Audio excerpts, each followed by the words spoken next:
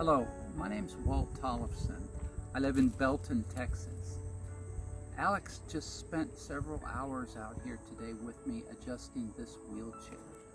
This wheelchair wasn't adjusted properly at the VA in Temple almost 7 or 8 months ago. It now fits me perfectly.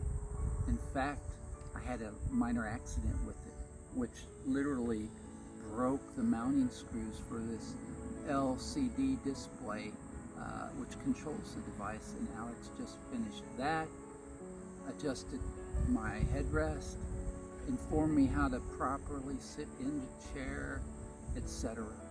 I can't recommend a better man for this kind of work, and I hope you will consider him if you're looking for someone to help with your equipment.